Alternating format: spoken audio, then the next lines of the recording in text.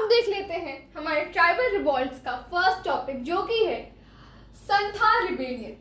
Santhal rebellion हमारा हुआ था 1855 से लेके 1856 में। एंड ये किस जगह पर हुआ था, किन प्लेसेस पर हुआ था? तो ये हुआ था झारखंड, बिहार एंड बंगाल के रीजन में। ये झारखंड, बिहार एंड बंगाल या फिर बोलो बंगाल, उस रीजन में हुआ था। अब कुछ ना कुछ तो रीजन रहा होगा रिबेलियन का, कुछ ना कुछ। ऐसे ही तो कोई नहीं करेगा। संथाल्स जो ट्राइब्स थे हमारे, वो ऐसे ही तो नहीं करने जाएंगे रिबेलियन ब्रिटिशर्स के खिलाफ। वैसे भी हम सब जानते हैं ब्रिटिशर्स की हरकतें ऐसी थी, वो ऐसे मतलब नालायक बेशरम इंसान थे। जहाँ जाते थे रिवॉल्ट कर ही देते थे, वॉर करवा ही देते थे, बैटल उनकी हो ही जाती थी। नो मैटर आप मैसूर के केस में देखो, मराठास के केस में देखो, पंजाब के केस में देखो, आप जिस केस में देखो, ये जहाँ गए हैं वहाँ पे इन्होंने लड़ाई झगड़ा इनका हुआ ही है वहाँ के लोगों से। तो इसमें कोई शक की बात नहीं है कि संथाल्स के यहाँ पे भी इनका झगड़ा हो गया, संथाल्स ने रिबेलियन कर दिया, संथाल रिबेलियन हो गया।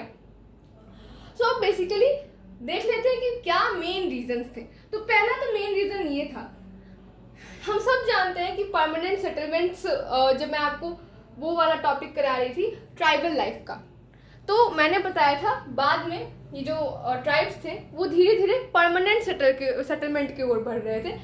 ऐसे ही वो पहले क्या करते थे, एक एरिया पे वो रहे, फिर वहाँ की रिसोर्सेज उनको लगा कि नहीं अब हमारे लायक नहीं है, फिर उस एरिया को छोड़ के वो दूसरे एरिया पे चले जाते थे। लेकिन अब वो क्या कर रहे थे, वो धीरे धीरे परमानेंट सेटलमेंट की ओर बढ़ रहे थे। तो बेसिकली हुआ क्या, अब जो एरिया था जहाँ पे संथाल्स ट्राइब रहते थे, जो एरिया था जहाँ पे संथाल्स रहते थे, वहाँ पर इन्होंने क्या किया, ब्रिटिशर्स ने अपना कब्जा जमा लिया। और कब्जा जमाने के बाद, यहाँ तक तो चलो सारे जगह यहाँ पे कब्जा जमा रहे थे, कब्जा जमाने के बाद इन्होंने क्या किया, जितने भी नॉन संथाल्स थे, जो संथाल्स टाइप के नहीं थे, नॉन संथाल्स को इन्होंने वहां का जमींदार बना दिया और मनी लेंडर बना दिया। अब वो जो लैंड संथाल से अपनी हुआ करती थी, जिसको वो मानते थे कि ये नहीं, ये हमारी अपनी लैंड है, हमारा होम लैंड है, सारे लोग उसको, ऐसा हमने क्या पढ़ा था ट्राइब्स के बारे में कि वो जैसा हमारी सोसाइटी में कास्ट सिस्टम था वैसा उनके यहाँ नहीं था। सारे लोग जमीन को, जो लैंड थी उसको अपना मानते थे। सब में सब वो जो लैंड थी सब में इक्वली सबका राइट था उस लैंड पे, सारे ट्राइब्स का। अब वो लैंड जो उनकी अपनी होम लैंड थी, जिनसे वो इतना अटैच थे, उस लैंड पे इन्होंने क्या किया, उनको मात्र बस टेनेंट्स छोड़ा। संथाल्स को उन्होंने वहाँ का टेनेंट्स बना दिया। टेनेंट्स मतलब हो गया, आप मानो एज अ रेंटर, किराएदार। मतलब जैसे यहाँ पर लैंड के लिए लोगों को टैक्स देना पड़ रहा था, वैसे इनको अपनी लैंड के लिए, फॉरेस्ट की जो अपनी लैंड थी उसके लिए ब्रिटिशर्स को टैक्स देना पड़ रहा था, रेवेन्यू देना पड़ रहा था। और ये रेंट पे भी किसको कर रहे थे, उन्हीं जमींदार्स को, जो क्या थे, नॉन संथाल्स थे। अब ये बात इनको एक बुरी लगी, संथाल्स को लगनी भी चाहिए, जिस लैंड पे इतने सालों से रहे, इतना अटैचमेंट है, होमलैंड है उनकी, उस लैंड पे आप उनको टैक्स पे करने को कह रहे हो।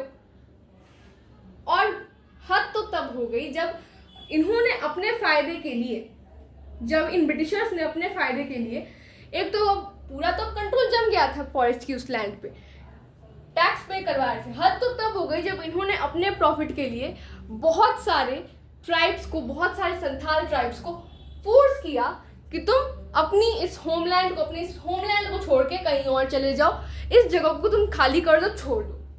अब आप ही मानो, आप एक जगह पे बहुत दिन से रह रहे हो, आपको अचानक से कोई बाहरी इंसान आके बोले कि नहीं इस जगह को छोड़ दो। पहले तो आपका वो खुद का घर है, खुद की जगह है, एक तो वो आपके पास आके ज़बरदस्ती आपसे टैक्स वसूल रहा है, उस जगह के लिए रेवेन्यू वसूल रहा है, पैसे वसूल रहा है। फिर एक टाइम आ रहा है वो आपसे बोल रहा है, आपने चलो टैक्स देना मान भी लिया, चलो आप मान लिया, ठीक है चलो हम रेंट देने को तैयार है। फिर आप ही की जगह पे वो इंसान आके बोल रहा है आपसे कि नहीं, और वो बाहरी है, वो आप वहाँ के लोकल हो लेकिन वो बाहरी है, और वो बाहरी इंसान आपसे बोल रहा है कि नहीं इस जगह को तुम हमेशा के लिए छोड़ के चले जाओ, जो तुम्हारा घर है। तो आप बर्दाश्त करोगे? नहीं करोगे। सेम चीज संथाल्स के साथ थी। ये जो उनकी होमलैंड थी, ब्रिटिशर्स ने अपने फायदे के लिए, एक टाइम तो ऐसा आया, बहुत सारे संथाल्स को इन्होंने फोर्स किया कि वो उस जगह को छोड़ के चले जाए। कहाँ चले जाए? तो भागलपुर और राजमहल, इन दो जगहों के बीच में, का जो एरिया है वहाँ पे चले जाएं। एंड मैं एक और चीज़ आपको बता दूँ, तो जो भागलपुर एंड राजमहल के बीच का जो एरिया है उसको हम दमन इको भी बोलते हैं, दमन इको। अब ये इन चीज़ों की वजह से संथाल्स क्या हुए? गुस्सा हो गए। होना भी चाहिए, जाहिर सी बात है, कोई भी होगा गुस्सा। पहला रीज़न तो ये था। दूसरा रीज़न, इन लोगों ने क्या किया, ब्रिटिशर्स ने, जो संथाल परगना का एरिया था, संथाल परगना बेसिकली वो पूरा एरिया था जहाँ पे संथाल्स रहते थे, उस पूरे एरिया को जहाँ पे संथाल्स रहते थे उसको हम बोलते हैं संथाल परगना। तो इन्होंने संथाल परगना में इन्होंने 1853 में रेलवे लाइंस का कंस्ट्रक्शन शुरू कर दिया। आप एक बार टैक्स ले रहे हो, आप एक बार भगा रहे हो, फिर आप एरिया, उन लोगों के एरिया में जाके आप उनके बिना परमिशन के आप वहाँ पे रेलवे लाइन का कंस्ट्रक्शन बना रहे हो, किसी को भी गुस्सा आएगा।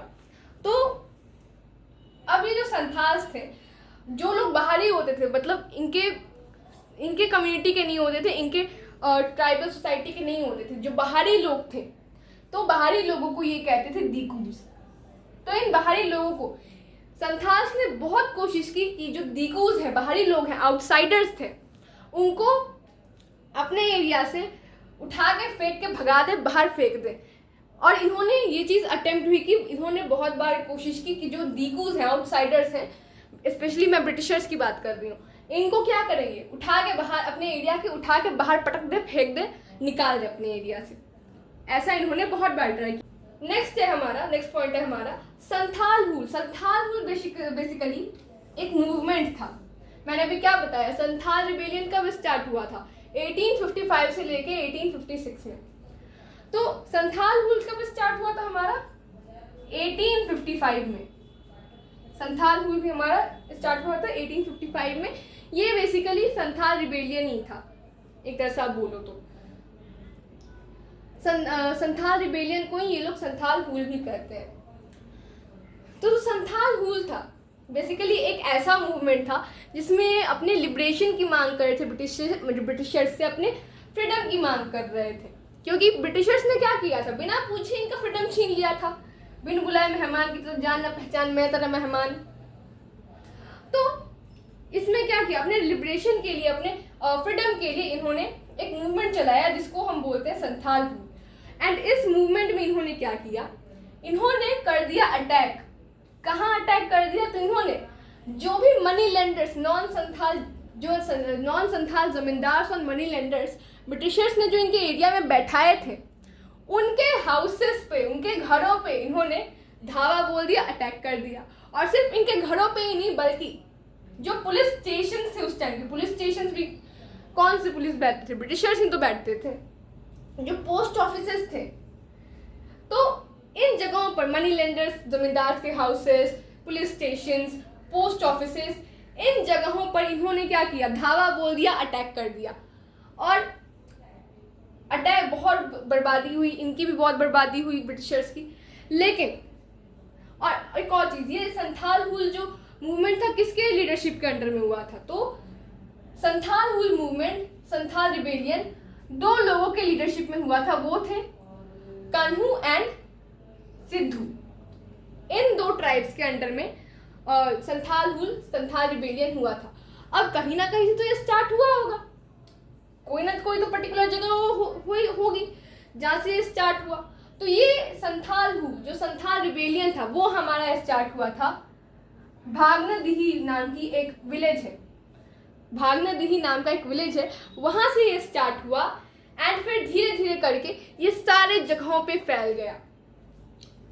उसके बाद नेक्स्ट पॉइंट है हमारा, अब संथाल्स ने अटैक तो कर दिया था, ये मूवमेंट तो चला दिया था, लेकिन ब्रिटिशर्स भी अब थोड़ा चुप बैठने वाले हैं। उनका तो हम जानते ही हैं, लड़ाई झगड़ा में सबसे आगे रहते हैं। अब कार्नेटिक वॉर में देखो तो दूसरे के मैटर में पढ़ के ये फ्रेंच से लड़ रहे हैं, तो लड़ाई के मामले में तो ये सबसे आगे रहते हैं, बिना मतलब का आप जितना लड़वा लो इनसे। तो अब ये तो इनको तो लड़ाई करने का फिर एक बहाना मिल गया, कि हाँ संथाल हुल के चलते हाँ बहुत सारे ट्राइब्स ने हम पे अटैक किया है। इन्होंने क्या किया, ब्रिटिशर्स ने क्या किया, संथाल्स के खिलाफ, संथाल्स के अगेंस्ट में, संथाल ट्राइब के अगेंस्ट में एक मेजर मिलिट्री कैंपेन चला दिया।